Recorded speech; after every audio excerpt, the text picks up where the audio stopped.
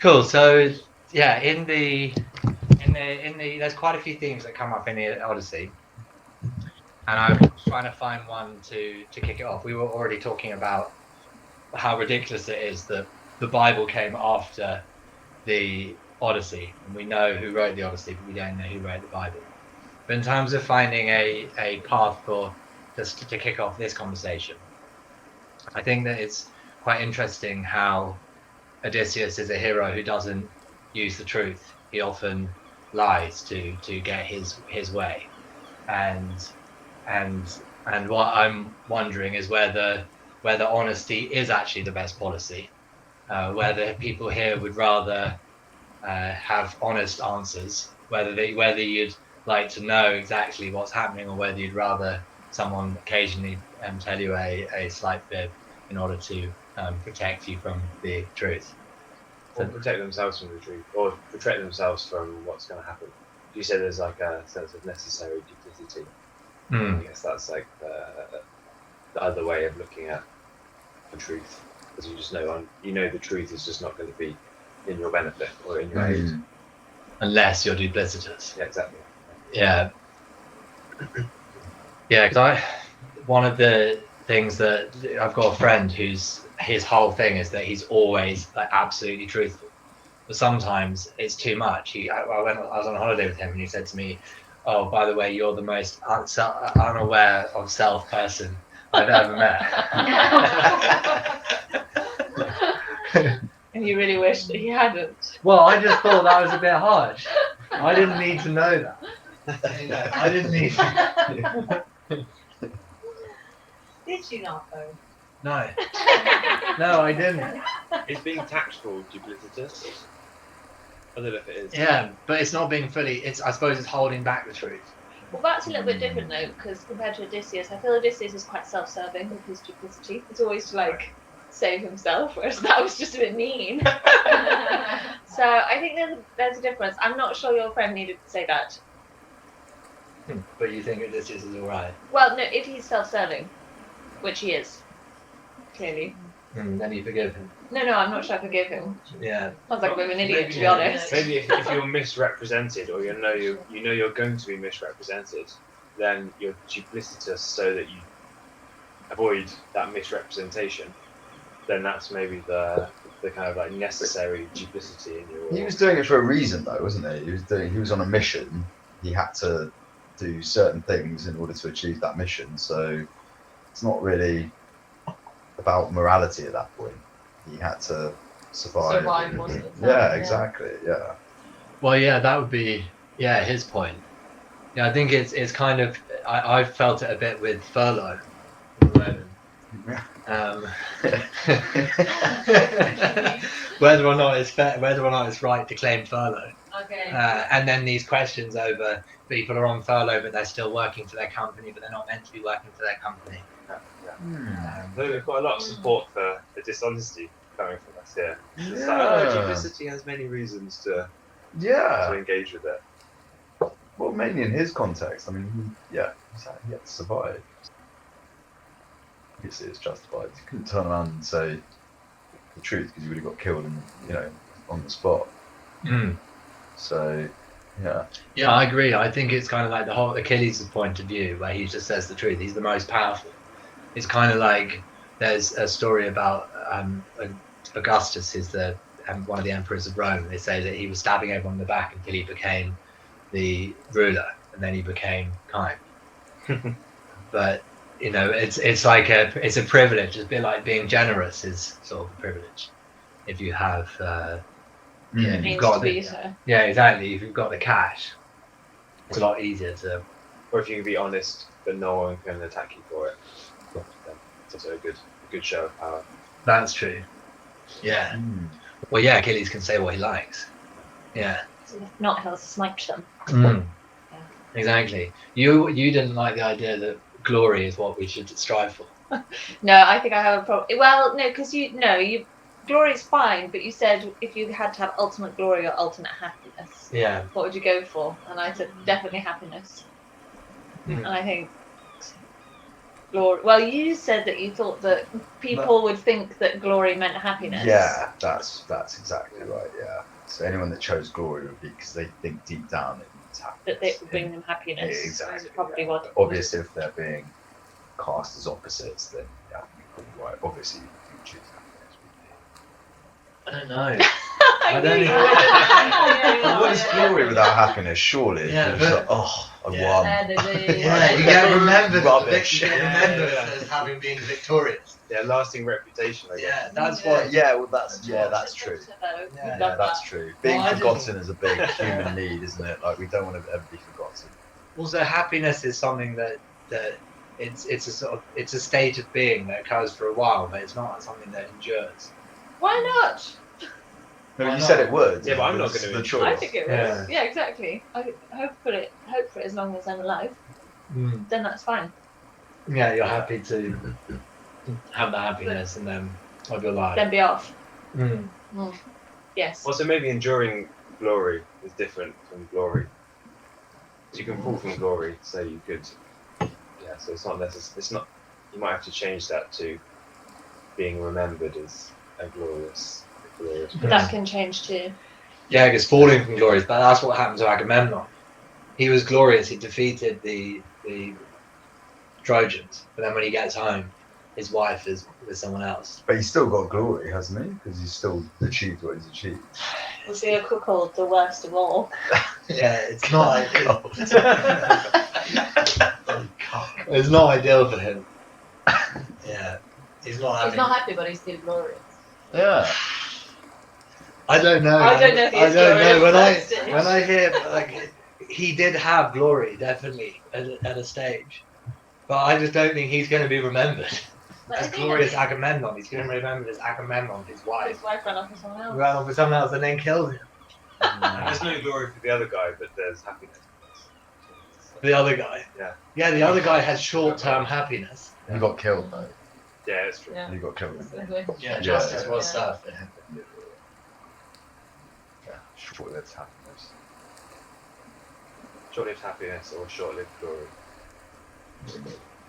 Well, I think glory lasts for longer than happiness. I reckon. Yeah. Although obviously when you're glorious, you feel happy for a while. You know, that can be, like a glorious victory. You have that feeling of happiness. Happiness is what most people seem to aspire to today. You know, like, I just want my kids to be happy. You never hear people say, I just want my kids to be glorious. You never hear that now, but that's what they would have said. To be Yeah, glorious, it's more true, like it's true. being proud of yourself than being happy, I guess. Hmm. No? Yeah, because pride is very different to happiness. Yeah, exactly. I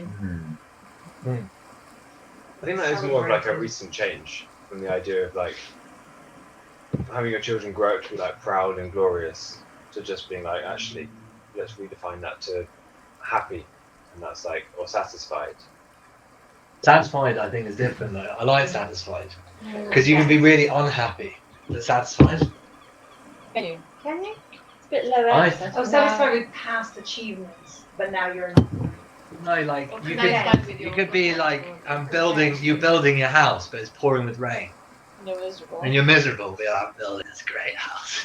I'm You not know, sure. so you're satisfied with your progress, even though. See, I'm not sure that if you were satisfied with your progress, that you would be miserable. I think there's a certain Yeah. happiness to be derived from any kind of satisfaction.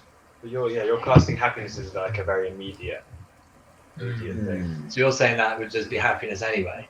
Even if it's pouring rain, you can still be Yeah. happy. But Odysseus, when he's stuck on this raft, and he's just seen all of these cliffs. I don't think he's feeling happy, but he's got enough purpose to get home. That Yeah. he's satisfied with where he is at that moment. He's thinking, well, I've already overcome lots of trials and tribulations. Yeah, I'm going to have many more, and I'm going to keep going. Because he's got purpose. His purpose is that he's going to get home. His purpose is not that he's going to be happy. If his purpose was happiness, he would have stayed with Calypso. Do we know he's satisfied here though? I'm not sure he's satisfied yet. Okay, you're right. He's He's not on the fully path of- satisfied. At the foot of some massive cliffs. He's not fully satisfied, but he's striving towards satisfaction. Or glory. Or No, glory. he wants to get home to Penelope. He does, yeah, so that he can have happiness. Yeah. Or so you can talk about the Trojan horse and have glory. Yeah. Oh yeah, exactly. Yes. Yeah. So, But we probably would have spoken about the Trojan horse even if he didn't make it home, because it was such a good story. Yeah. It was written down in other stories. as Yeah. well. Also, I didn't know that Odysseus spent 10 years getting home. I didn't know the Trojan horse story. I didn't know that it was Odysseus who come up with it. I didn't know it was Odysseus either. No. I wasn't even 100% convinced that it was Odysseus. I'm pretty sure it is. I'm not 100% sure. Yeah, no, it is Odysseus. Is like Yeah, it. I'm not sure. Yeah. Well, if it's not Odysseus, it's the kind of thing Odysseus would do. You just stood up there and told us lots of rubbish. Well, it's funny because there are you should end up saying a few things that are wrong. Yeah. You did? Yeah. What, today? Not today, but you end up looking back and actually, nor should I agree with you. But then I'm sure if Homer were alive today, he'd disagree with some of the things that he was saying. Yeah, that's true. Yeah, that is very true. He would. Yeah. I didn't quite understand Simone de Beauvoir. Well, the No. reason why I was bringing that up is that after the last one, a friend sent an article about how the women of Troy aren't given enough respect, and their story needs to be retold. And I as a justification to myself, I thought, well, it's still worth reading these books and reading the male stories rather than cancelling them, because when you read that, it gives fuel on the fire.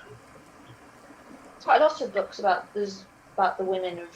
I mean, there's like 2 novels come out recently about women, Exactly, yeah. Circe reimagined. Circe reimagined. and then there's one sort of about Achilles as well. Well, he's been reimagined. Women around Achilles, yeah. So it's happening. It is, yeah. There's so many. Yeah, exactly. That was another thought I had. I was like, look, there's loads of people coming out and telling those kind of stories. There's very few people telling the original story. Thank God you're here to talk more about it. Which I think is worth telling. Yeah. I had a question about Achilles and Achilles not liking the idea of ruling the underworld, and yet he was just fully committed to dying and was just like had no route back. Whereas Odysseus was like, I can't die here, I have to travel back, but it's fine. The underworld is going to be absolutely fantastic for you. And I wondered if that was like a part of it. It's just like the guy who made peace with passing to the underworld was like realizing it was going to be a struggle, and Odysseus was like, no, it's not going to be a nice place out there. Achilles was saying, no, oh, wait. Achilles was like accepting he was going to go down, and Odysseus was like wanted to get back to his wife at all costs. Yeah, well, he's also the only one who's returned, which is quite interesting. Thomas is commenting here some interesting things. I might be wrong, but doesn't Odysseus know that he's going to have to leave Ithaca again and die somewhere else to race it? That's a pretty different spin on what's unfolds. Yeah, maybe just deploy the Homer to listen to his next tale. I don't actually know. Yeah. I think So he doesn't go back and stay there. Is that it? He has to move on again. Oh, I see. He's been told by Tiresias that he's going to have to leave Ithaca. It's his fate or something. Yeah. His fate is to Well, move after he on. returns, Yeah. everything is. So then he wouldn't be satisfied to get back. He'd be like, this is terribly sad. Yeah, maybe he has been told that. But he still wants, yeah. I don't know, Tom, is the answer.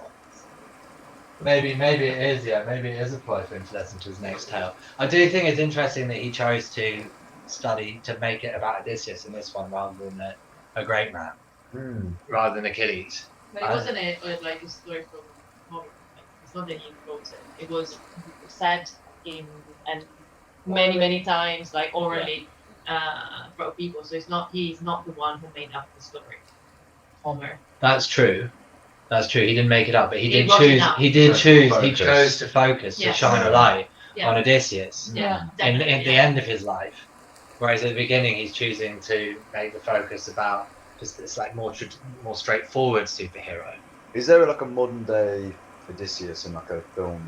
You know, Loki, really. Loki, okay, I've Yeah. typed in watch Oh, Marvel, yeah. He's a Norse god, isn't he? He's also a Norse god, yeah. But I he's don't seen watch as a Marvel, yeah. It's he's Marvel.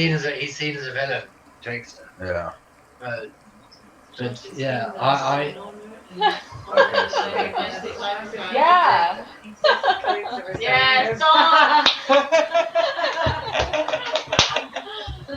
Yeah. Okay. Yeah, interesting.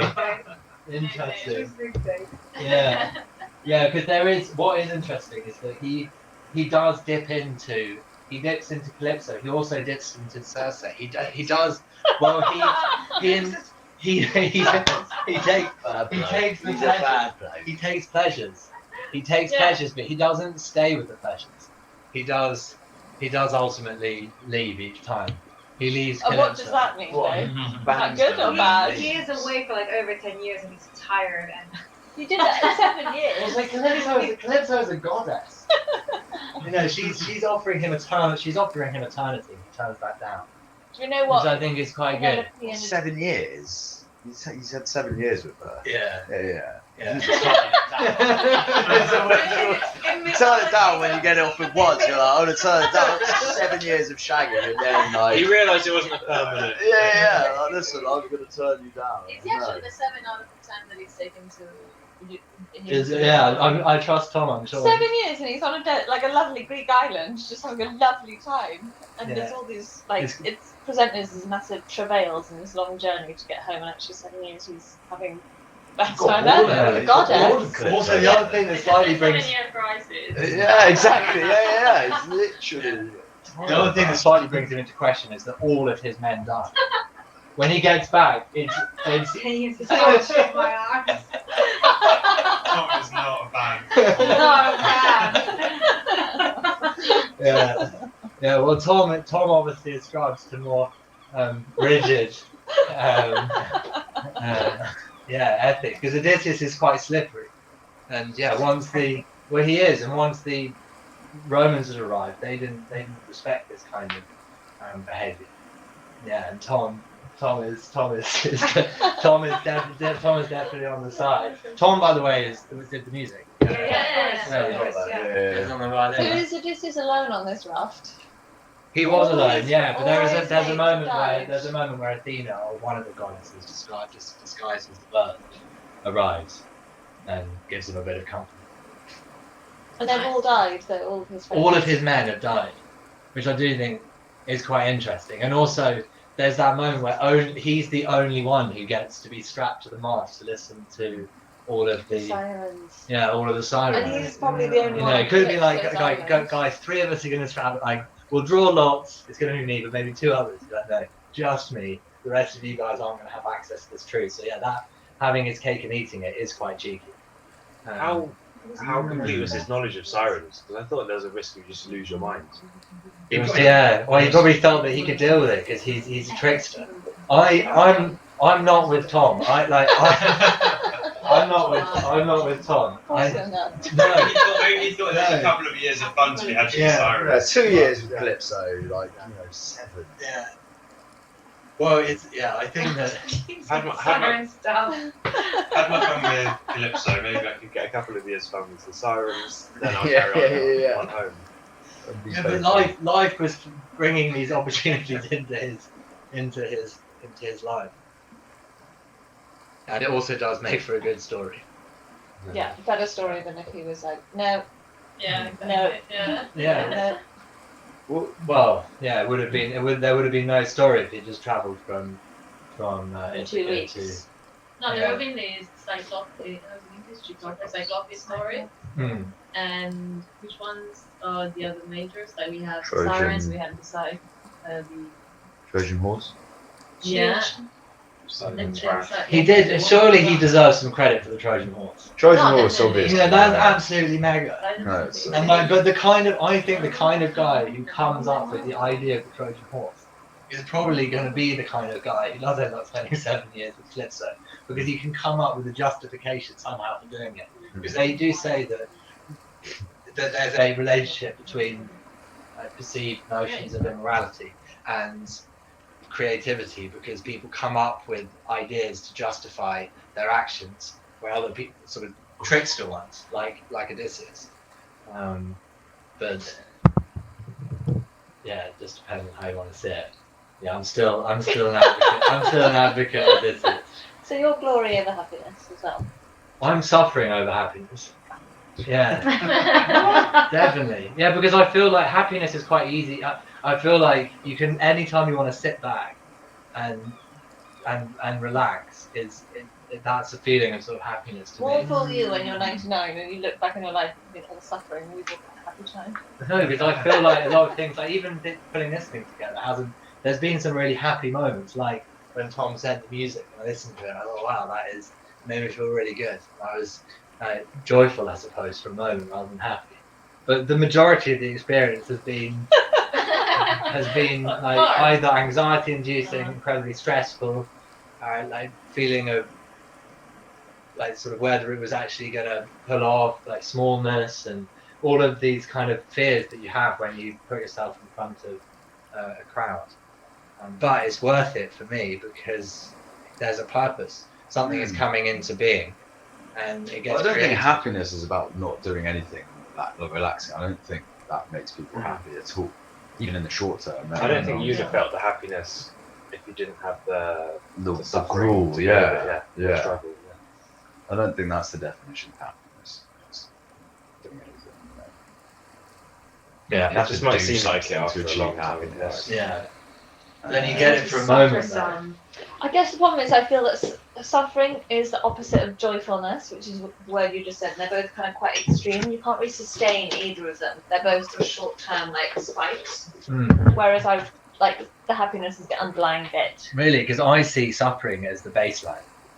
Really? I mean, Yeah, I you see that as suffered through making this. Well, I mean, not like it wasn't an impossible suffering, but has been hard. Yeah. Last night I was awake at 4 a.m. because I'd done a render. Tom had sent it last night, and then I'd done a render and it was too pixelated. But I'm re-rendering now. I'm getting tired. I'm virtually catatonic. I'm thinking it's worth it for the sake of bringing it into being. But it wasn't. I didn't feel happy. But the suffering then leads to you appreciating and feeling happiness all the more. Also, I just see it everywhere as well. Like, I don't know, there was a guy just out here the other day and he was trying to get to a hotel. He was staying in a pretty scummy hotel, to be honest. And I saw him and I could tell he couldn't walk. And I looked at him, I thought he was a drunk who was just using the wall as a guide. And I realised he was actually on the edge of having literally having to go to a hospital from coughing, some kind of like bronchitis fit. And he was in his 70s. And he looked at me like, "You're going to have to help me." And I've seen him a few times. It doesn't seem to me like he's very happy. Yeah. But it does seem like he's still getting some kind of meaning from life. And I suppose, I think there's more meaning found through suffering, personally, than through. I agree. Yeah. I'm with you. For the microphone, there's head.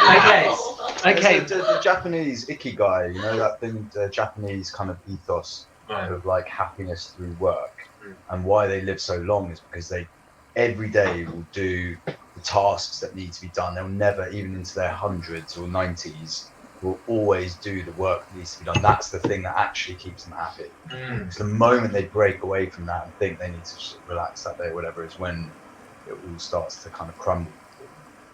And so I'm with you. I'm with you completely. Yeah, they keep it going. I like that idea. It's like you can call it suffering, or you can call it just work. It's just having a purpose, doing something rather than. Or you can call it like suffering because you know that's how to lead a satisfying or happy life. And that's a bit of like a loop. Say that. You choose to suffer because you know that that's what leads to satisfaction or instantaneous happiness when you like sit down at the end of the day and like, oh, that was difficult. Exactly, yeah. I mean, even kids, I'm sure kids, there's this idea if you have kids, it's going to make you happy, but I reckon kids are like majority suffering. Majority. I'm not saying I wouldn't want to have children, but I reckon most of the time it's like pain because they're either unhappy or they're not living the life that you want them to live, and you care for their existence. Yeah, but like paying for you to go to a good school or trying to educate and stuff, that's suffering. And then you Yeah, actually, yeah, turning it's into worth it. something. Mm. So you're putting the work in, and you get the joy. Exactly. down Yeah, the I line. think that's it. It's Everything like is toiling all them about out. that. It's like It's yin toiling and them yang. out. Yeah, It's- reaping what you sow. Exactly. But yeah. sowing is not that. You're not that happy. when Sewing's you- not lying on the sofa, like yeah. No, it's like proper. It's hard work, Suffering. and it is. Yeah. But if you spend your whole life I sewing, really want to suffer. You're making it fantastic. Okay. No, but also if something bad happens, like people, it's like when grief, you lose a loved one. Yeah. Like either a breakup in a relationship or a death in the family that's before it's due. Now that is a suffering. Yeah. But out of that suffering comes so much meaning. Yeah, there's I like, think it's worth it. Than the happiness of yeah. This is why I get in trouble from one of my housemates because he doesn't like that I sort of slightly glorify like Premature COVID, death. for instance. You know, I find it like extraordinary that we're living through a situation where we're all encountering a shared fate, having to change our destinies as a result of it. And recently, there's been some news about whether we're going to go into another lockdown. And last night, I said in the pub, "Oh, it would be amazing if we ended up having a 5-year COVID, a bit like World War I and II." Because to me, I was yeah, it's thinking, very maybe controversial. I'd like to know. No, Ollie, yeah, And no, he- I disagree with you on this Yeah. one. He didn't like that. Yeah, yeah. It's not like I'm wishing it. Yeah, I'm just. I think you are a little bit though. I am a This is the tiny bit. problem, like, I am a I tiny think- bit, but I think that's You're like, right, yeah. yeah. I think that is because there's a moment in Rick and Morty where, because the scientist is a bit of a existentialist, and they are a bit dodgy when it comes to ideas of good and evil. I have been slightly seduced by their philosophy, but obviously I'm trying to bring more grounded route through this quest I'm on at the moment. But there's a moment where they've done some scientific experiment, and they've caused absolute chaos, and they're flying around in a machine, and there's just like murder everywhere. I mean, it's not people being murdered, but death just everywhere. And they're trying to escape. But then the scientist just takes a moment. He goes, "Oh, but it's just so beautiful," you know. And he's like finding meaning in the terror. Do you recognise yourself in Odysseus? I definitely recognise I know you did! myself. Yeah, exactly. Yeah. Well, more than I do Achilles. Yeah. Yeah, because and who else have we got? Like, there aren't that many other. There's Ymir. He's the swineherd. Is one of the characters that I likes the most. The guy who looks after the animals and offers them charity, and says that it's always important to. Yeah, but I can't. I'm so different to the swine. The swineherd stays in one place and gets to know it very, very well, and he's generous to anyone who arrives, and he looks after the animals. But it's quite different to the life that I feel I live. That's more like facing the sirens. Calypso. To me, I love that sense of adventure. Yeah, that sense of adventure. Yeah. Who do you guys feel? I mean, admittedly, I've only just briefly mentioned the characters, but in general literature, are there characters that you guys are drawn to? I was gonna say about Homer, maybe because he wrote Ulysses when he was Achilles when he was younger, and he said the optimism, just being like, yeah, cool, I can just visualize myself as the strong, overpowering person who just like powers through everything. And then as he gets to an older person, it's like, yeah, that's not realistic. The only way I can imagine myself into a story is just by being like the clever, deceptive person. I think that's why he becomes more interested in that character as he gets older. Because he loses some of his strength. Or maybe he just realizes that strength was all just illusionary at the beginning. It's just like, how can I reimagine that power? Yeah, I think so, and I think it might be. I don't know. It's hard to talk about the gender thing though. The fact that Athena is the goddess of wisdom and strategy, and she says that he's like her, and Penelope is duplicitous, but it's a good thing. And I don't know whether when he was younger, Homer was loving the idea of being classic strongman, you know, going out and just decimating everyone. And as he got older, he started becoming more affiliated with the feminine in his being, and he He's started. much older when he gets Yeah. back to Ithaca, so obviously he has no choice. Yeah, He can't really fight physically. He has to use his intellect. It's sort of like I think it's quite hard on Penelope to call her duplicitous, just because she's dodging these annoying messages. Like, I mean, maybe a little bit, Well, but that's She's what we're doing what she talking can, about. It's right. like, is the word duplicitous if it's for a Yeah. reason? You know, it's not. It's it's not even. I mean, it's not. I mean, is it I don't know. I mean, yeah, that's the That was, I question. think, yeah. Unnecessary duplicity was not classed as a bad thing. It's just yeah, but I'm just not even sure it's duplicitous. yeah, but interestingly, Okay. when it is Tom a is saying when- something as well. I was going to ask what Tom's input was. There must be some interesting parallels to draw from Penelope, Helen, and Clytemnestra. Clytemnestra, who is she All again? related. Clytemnestra Tom is is right. Agamemnon's wife, Okay. who killed him. Helen is Menelaus's wife, and she gets taken by Paris, and that's the start of the Trojan Yeah. War. And then Penelope is the faithful Penelope, who is Odysseus' wife, and she's waited. Yeah. Yeah. And I'm not actually sure how. I can see how Helen and Clytemnestra are related.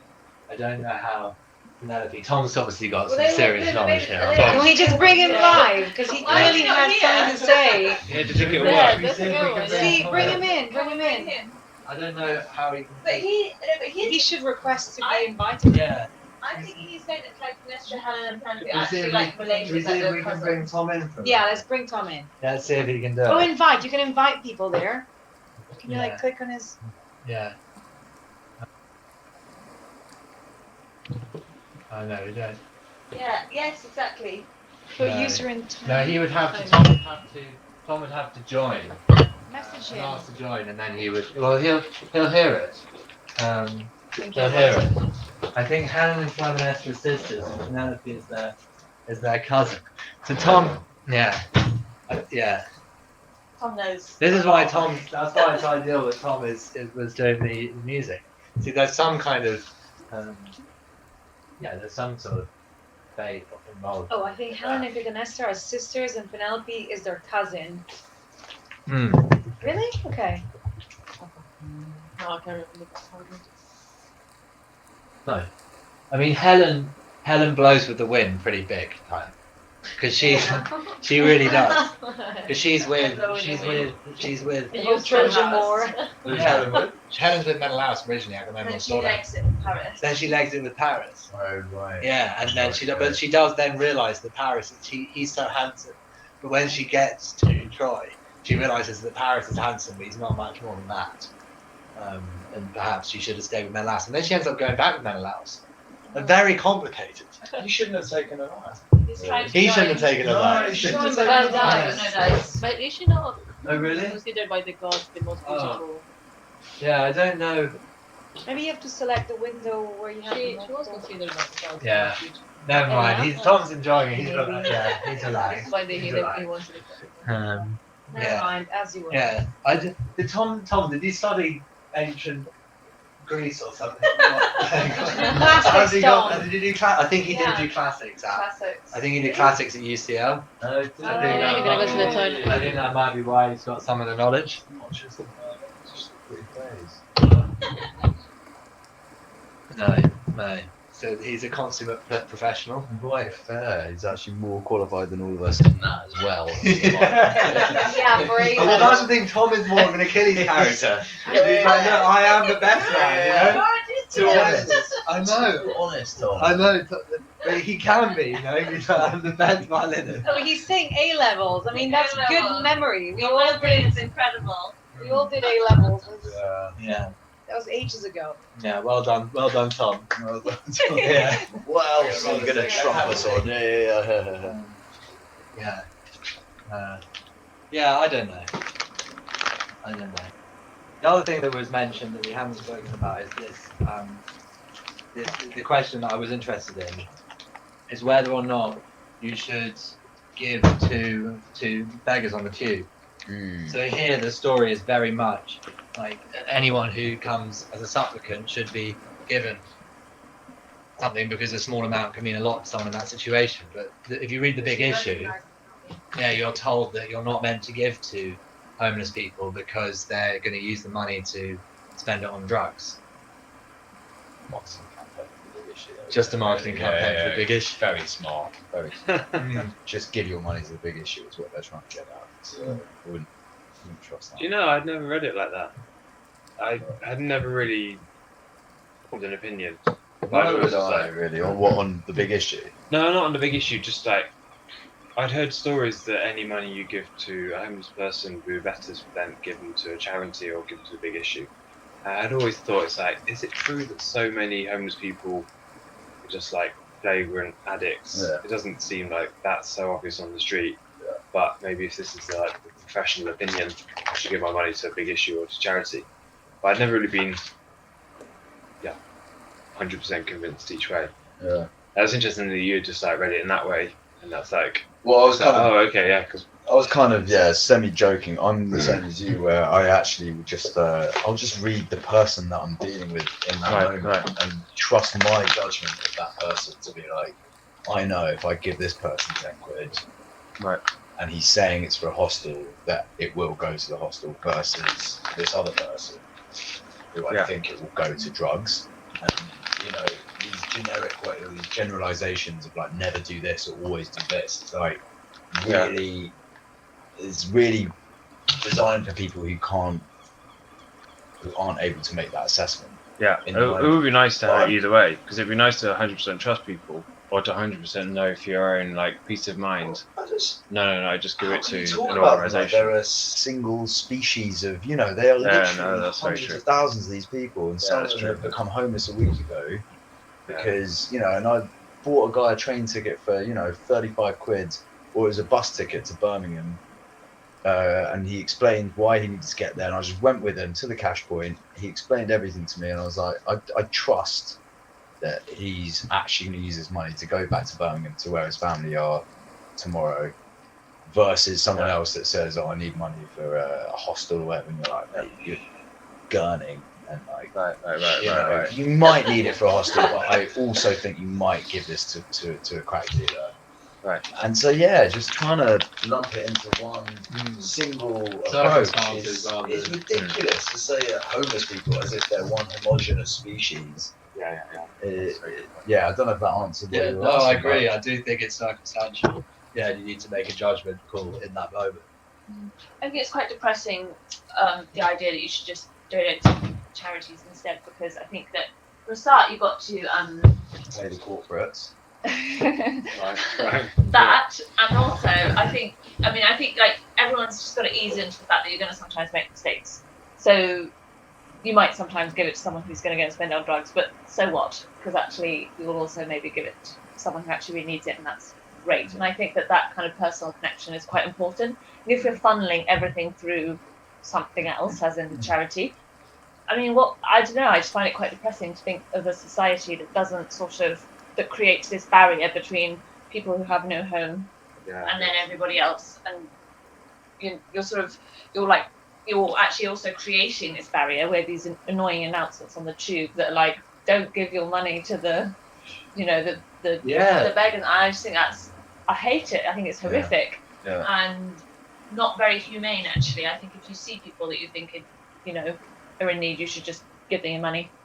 Even if I was walking up a street, even if they want a beer, and they like, look, can I just have £5? I just want to get a hit of opium. Yeah. I was like, you know what? Because you've been so fucking so straight. That's Achilles would have really approved of that. Yeah. Approved of the honesty. Like Odysseus would have like spun a yarn. Yeah, but that person. Yeah, exactly. They should carry on suffering for a bit more. I mean, it's difficult, true, but nobody's gonna get it right. Depends on each individual. Yeah, also trusting some like third party in an office 100 miles away to judge who is the best person to be there, help to. I don't know how you decide that's better than chatting to someone on the street and having a connection. Yeah. I had a moment during COVID where I was getting the tube to South London, but there was no one on my entire carriage or even on either side. And then this homeless guy walked through the doors in the middle and entered, and he was wearing no shoes and he just had blood all over his feet. It was like something out of a horror movie. And he came up to me and he asked me, whether I had anything. because I was actually going to a stop motion animation set, and I was bringing, because it was for a gin company, I had some gin and I had some Fever Tree tonic. God, I know where this is going. Yeah, and I'm not giving him the gin, because I do actually need to give this to the people who are working on the film. But I will give him a Fever Tree tonic, and it was like something out of a movie, like one of those Coke adverts, because he just stood there and he just literally necked an entire Fever Tree tonic in one with his like blooded feet. He's just like absolutely loving He it. got nothing from that. Like, He got happiness from it. what from just the tonic? Yeah, he did. Really It thirsty. was sparkling tonic. That was fun. Yeah. Feature. Yeah, it's also really nice fresh. Yeah, which I think he enjoyed. And so, hold on, what? And you didn't give him the gin because you had to give it to your. Like you were going to go and. I'd been given the gin and the tonic by the client. Yeah. And told to take it to the team working on the project so they could have Okay. something. Yeah. So they had straight. Yeah. So they That's strange. yeah. That was enough tonic. That was enough tonic. Okay, good. Yeah, to give a little bit of tonic. So yeah, I gave him the tonic. Yeah, the other theme that is mentioned that I think has relevance today is the idea of decay without authority. So Odysseus hasn't been at home, and as a result, similarly Agamemnon hasn't been at home. And the question of whether or not we should be working in the office or working at home, and I briefly sketched out the idea that if everyone's working from home, then there's no one there to encourage them to do the work, and productivity will decline as a result. It's the quote, like the servants won't have a direction, or what was it? Exactly. Yeah. What other examples are there of that in life? You know, decay without authority. Well, anarchy, I suppose, would be like some people would say anarchy had decay without authority, and I don't know. It's a difficult one because if you don't have, if you work from home, then everyone working from home has more authority over their own home. Exactly. Yeah. So then they can do the washing up, and they can. Yeah, it depends on the definition of The authority. chaotic kitchen is kept under control, Exactly. but their work life suffers. Yeah. As a result. Does it though? No, it's not. Doesn't really. It's not really. Because if Like, you're as at long the as you office, have it, you need to give results on something. Either you give the results or you don't. It's not Yeah. like that. Yeah. You work if there's If it someone. decays, then you get fired, basically. Yeah. Exactly. The invisible strings of authority and like a system are still there. Yeah. They're just more virtual than they are sort of hard when you're at the office with a person watching over your shoulder. Yeah. It's a lot easier to bend the rules if there's no one there to watch. It just means it it's depends on your difficult. management. If you have like good management, then the incentivization is just to get your work done, and if you can bend the rules to go and do your washing, then Go for a walk. fantastic. Because you probably pick time to By do that when you're like there are no like, rules, because it's saying the only rule is that you have to do the work, and if you don't, you still get fired. So, in a sense, I think like jobs like where you had to go to the office and just for being in the office, that was your job. Like do not exist anymore. Like, Yeah. I think I don't know, Yeah, maybe yeah. back in the days, you could go to work and as long as someone saw you at the desk, they were assuming that you were working. And now I think with deadlines and tasks and stuff like KPIs. There were no offices back in the Greek times. Everyone worked from home. they're on Zoom. Yeah. and they just had immaculate kitchens and They're did not nothing. working from home. They're Yeah. working from the war zone. And that's in because they have to be together. It's all very much service. Yeah. like system. true. The people, if you're going to war, you have to be. But the war, are like have you to know, go the key workers. You have to go to work there. Key Greek workers. God bless their kitchen. Yeah, the key workers can't work from And home. the rude Yeah. Greek drivers. Yeah. So maybe again, it's So kind of- basically, if you're a key worker, you should watch out because your wife is getting seduced by 100 other guys back home.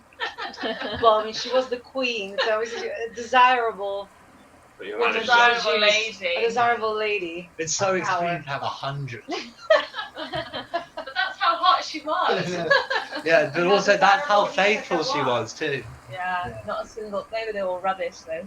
They sound a bit rubbish with their spears and like persistence. And she's like, I need to make my art. It's amazing that she waited so long to, and she still had this faith in the fact that her husband was going to return. Mm. She had no sign of it, and I don't know. Was she speaking to the gods, or did she have an oracle?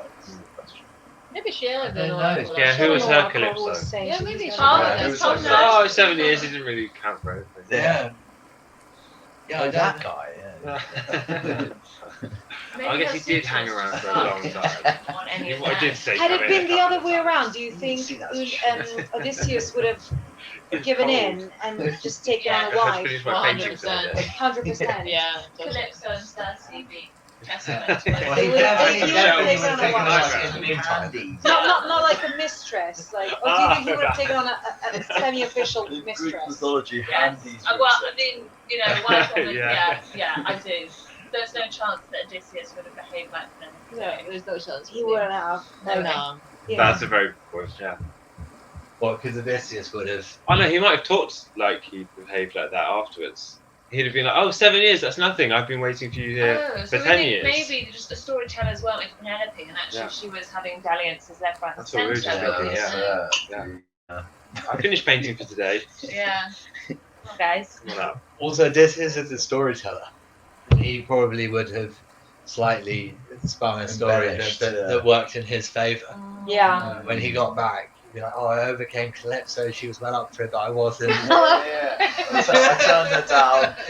I turned her down. Then the sirens, they were seducing me, but I got straight through them. Yeah. Didn't strap myself to the It's really hard. mast.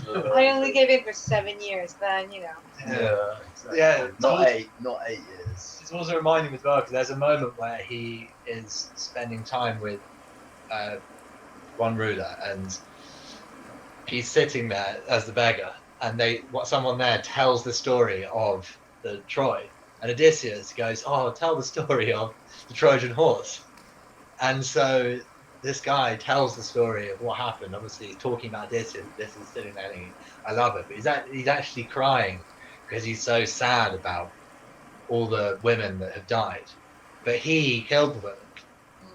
Like Really? Odysseus, yeah, Oh, he really? brought it about. So he's a complicated character. he is a complicated character. Yeah, he's a trickster. Yeah, he's crying, showing remorse, or showing some kind of guilt, perhaps. And again, justifying it because he would say, "I had to do it." I'm not sure how he'd say he had to sleep with Calypso. for Yeah, 7 it's a years. different kind of pity Right, you can that's have with fair. Penelope if 7 years of that 10 years were actually not him striving to get back, but him just jaunting about, having a great time, and then making the journey back. So if you frame Penelope as having this like time waiting, like honestly waiting for him to come back, and it's all very commendable. Everyone waiting and him striving to come back.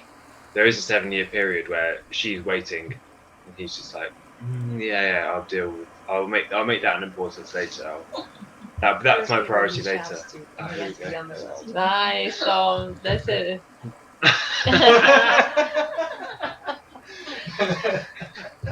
Yeah, he loves the women. He does.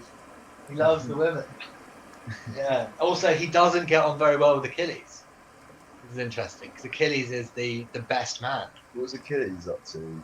Well, Achilles was in the underworld. Mind you, Achilles was not up to. Did he ever miss his? Well, back Achilles. home? The reason why Achilles is in the underworld is partly because in the Iliad, they've sacked a town, and as a result, they get the women as their spoils. But Agamemnon, the king, takes Achilles' lady. And Achilles is really frustrated. He's like, "I'm the best man. I'm the best warrior.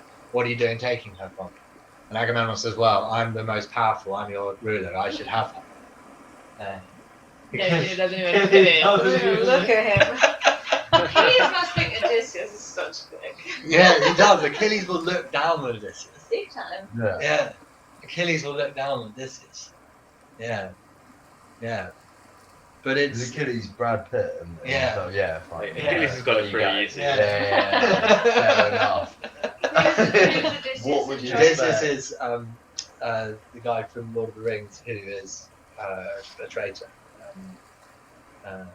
Boromir. I've forgotten his name. Sean Bean. Sean Bean, yeah. Really? Odysseus is- Yeah. Odysseus is Sean Bean. Really? A very Sean Bean character. Really? Yeah. What is in Lord of the Rings is derived from. No, just Sean Bean is the actor who plays Odysseus in Troy. And he also plays Oh, right. Boromir and in both times it's a very frail man because he succumbed by power in Lord of the Rings, and then obviously in this one he's Yeah, but in Sharp, he's good all the time. well, Sean Bean's more like Achilles. He's much more of an Achilles. Yeah. I think Achilles is who we aspire to be, but Odysseus is more realistic. Yeah. There are no. Also, Achilles' biggest problem is his pride. He looks down on Odysseus. He thinks he's the best man. He refuses to fight because Agamemnon's taken his gun. As a result, the Greeks are losing in the war. And then Patroclus, who's Achilles' best friend, comes up to him and he goes, "Look, all the men are dying. I'm going to go. Can I borrow your armor and fight on your behalf?" And Achilles goes, "Yeah, you can borrow my armor and fight on my behalf." Patroclus then gets killed by Hector, who's the best man amongst the Trojans, and it's after that Achilles decides to go back to the war, and he has that choice he has to make about whether he's going to fight and die or live and be quote unquote happy. So he's a proud man, because that's the problem being the best So he man. just It's makes like Cristiano terrible life Ronaldo is the decisions. best man, although Cristiano Ronaldo is also incredibly duplicitous. He's yeah, he's constantly diving and scheming and doing all sorts But of would he tricks. give his boots Oh, to someone well, else and then regret it during the game later? Yeah, I don't know. Well, And then yeah, if what he refused to play for Man United. gave someone else his boots. Yeah. And like extra time ran on and be like, oh no, I should actually make a difference. Yeah, he refuses to play. His friend goes on and gets slain by Roy Keane. And then he thinks, "Oh, I should have gone on." But actually, he does have that moment. It's quite interesting because Cristiano Ronaldo, I don't know which one it was. I think it was the 2004 European Championship. There's a penalty shootout, and Cristiano Ronaldo decides to go for the last penalty, which is the most glorious penalty of all the penalties. But he never gets a chance to take that penalty because Portugal are out before he's had that opportunity.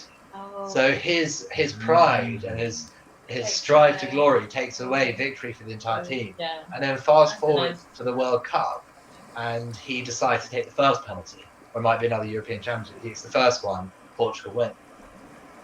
Ah. Yeah, but there are parallels. I think we might be giving Ronaldo, but I can't get enough of Ronaldo. It's interesting. Yeah, It's too much, the story. Yeah. I think Achilles should have made some wiser decisions earlier on about giving his armor away and engaging in the war. Yeah, he should I have think fought. those would have solved a lot of his. He should have fought for the men. I think he should have fought for the men. It was his personal. Why did he decide not to? He was bored of it. He was so annoyed that Agamemnon had taken the girl that he wanted, and that he felt was his. Yeah. That he refused to fight. Yeah, Ridiculous. there's no camaraderie there. Yeah. No camaraderie. Yeah, and that's merit status. How are we doing? How? Gosh, we've done really well, guys. Yeah. I think we're actually very, very close to the end of this Soulday Thursday. Yeah, we've just got a few more minutes, and I'm going to see whether there's any questions that we haven't discussed. Glory, happiness, we've done. Honesty, best policy, done. Should we give set through the work plan or in the office? We've discussed all of these points. Maybe it's otherwise less than Oh, we haven't done hosting. Have we not done hosting? No. Okay, we've got well. It's quite good to end on hosting. Yeah. Yeah, that's a warm way to end, and it was actually how I was planning on. Yeah, but we've got a professional host. Oh, you're a host. Then. Yours. No, that's No, sure. you- I am yours. Yeah, you're a host. Yeah.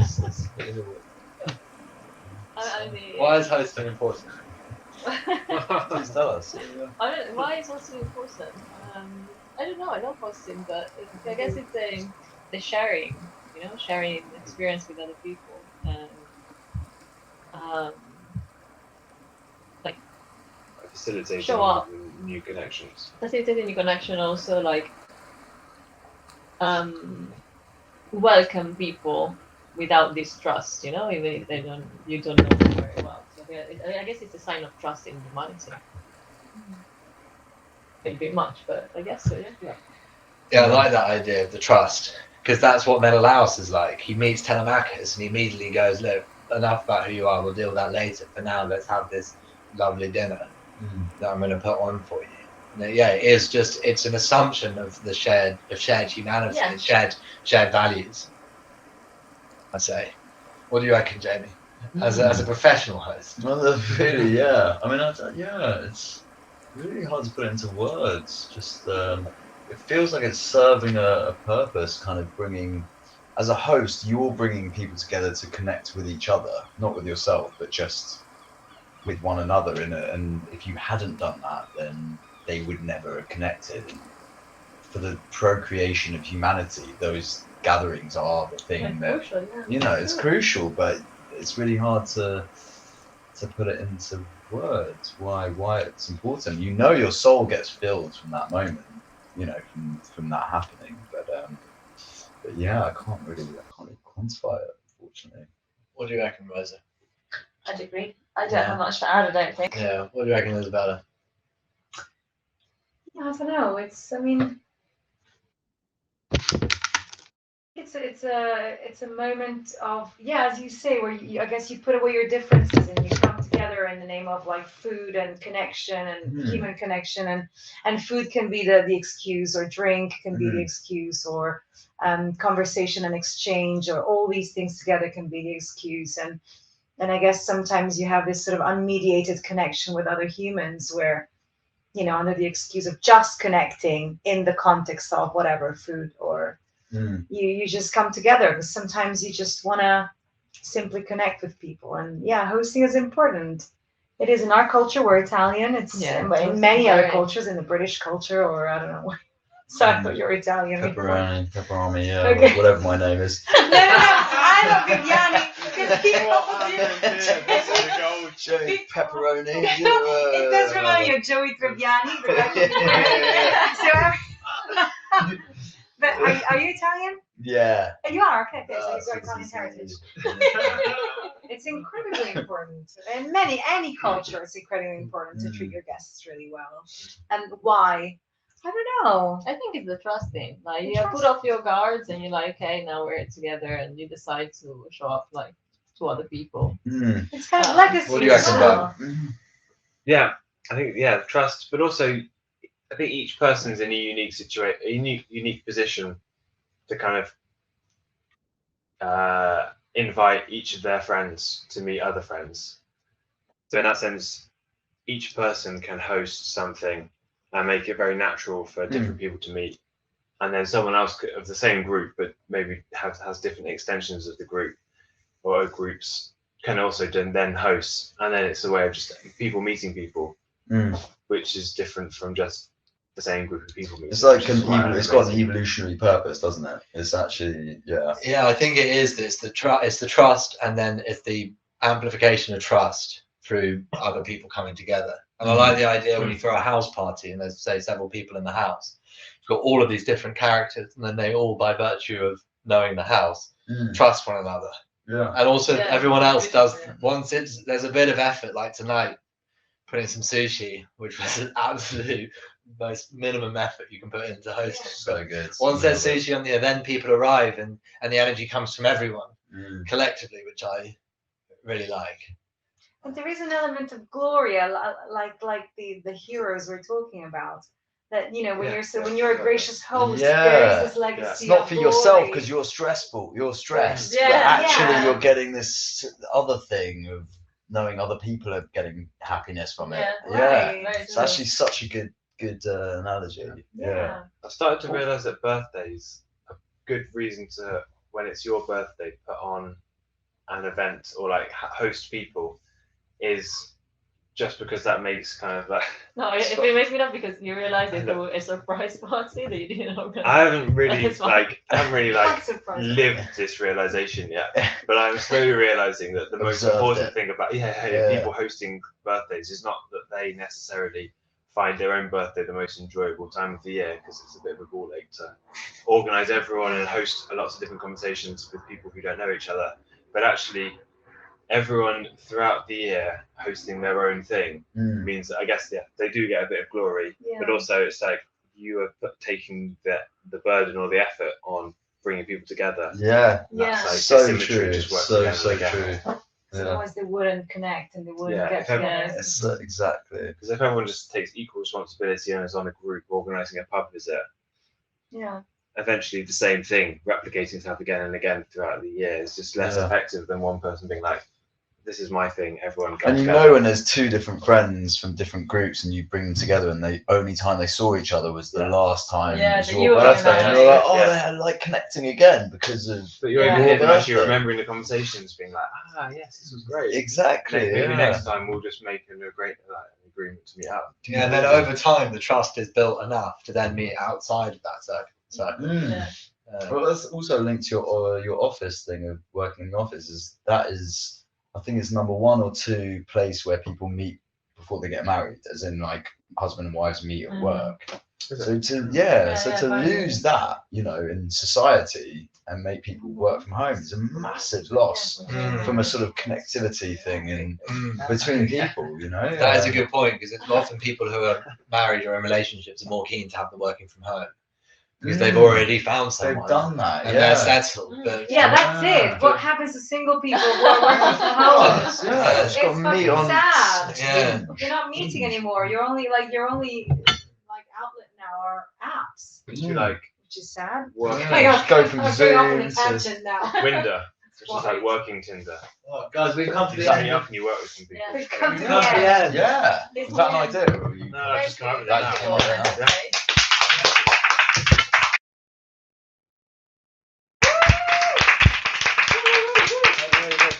Thank you to everyone who joined the live stream. A special thank you to Tom. Thank you, Tom. For helping build the conversation. Robust classics knowledge. For helping. Wait, I should add myself to the stream. So thank you. Thank you very much. And do you guys want to join the stream for a second? We say a quick goodbye to the 5 people. It's quite fun. Oh. Yeah, we'll just say a quick goodbye. Yeah. Okay. Bye. Bye, everyone. Bye, everyone. Nice to see you. Yeah, I know. So I was like, oh fuck, I'm not actually. I'm that small. So it's on the other side of the screen. There's just this like massive forehead just